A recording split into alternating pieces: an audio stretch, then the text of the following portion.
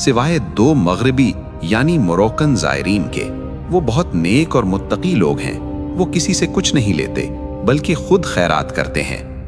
ये सुनते ही सुल्तान नूरुद्दीन जंगी की आंखों में एक चमक आ गई। उनका दिल जोर से धड़का।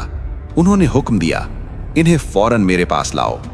गवर्नर ने कहा, वो तो रोज़ा रसूल सल्लल्लाहु अलैहि वसल्लम के करीब एक मकान में रहते हैं और दिन रात इबादत में मशगूल रहते हैं। सुल्तान ने कहा, तो हम खुद उनके पास जाएंगे।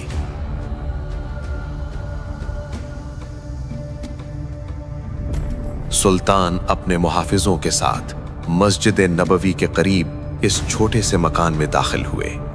वहां 2 शख्स मौजूद थे, लंबी दाढ़ियां, हाथों में तस्बीह और चेहरों पर बज़ाहिर नूर।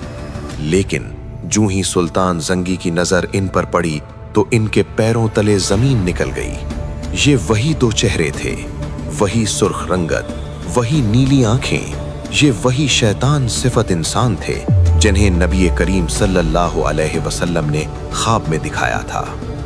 सुल्तान ने गुस्से पर काबू पाते हुए पूछा, तुम कौन हो और यहाँ क्यों आए हो?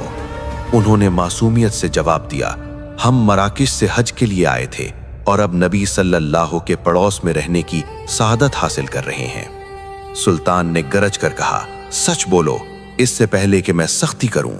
वो कस्में खाने लगे कि वो सिर्फ इबादत गुजार हैं। सुल्तान ने इधर उधर देखा। कमरे में सिर्फ चंद किताबें और मुसल्ले यानी प्रेयर मैट्स थे। बज़ाहिर सब कुछ ठीक था। लोग हैरान थे कि सुल्तान इन नेक बंदों पर शक क्यों कर रहे हैं, लेकिन सुल्तान का यकीन पुख्ता था। वो खुद आगे बढ़े, कमरे में बिछी हुई एक चटाई को हटाया। नीचे फर्श था, लेकिन जब उन्होंने फर्श को ठोका तो आवाज खोखली आई। सुल्तान ने हुक्म दिया, इसे खोदो।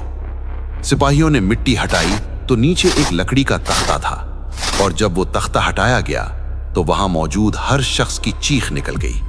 नीचे एक गहरी और अंधेरी सुरंग की। ये सुरंग उस कमरे से शुरू होकर सीधी रोज़े अतहर की दीवारों की तरफ जा रही थी। सिर्फ चंद गज का फासला रह गया था। अगर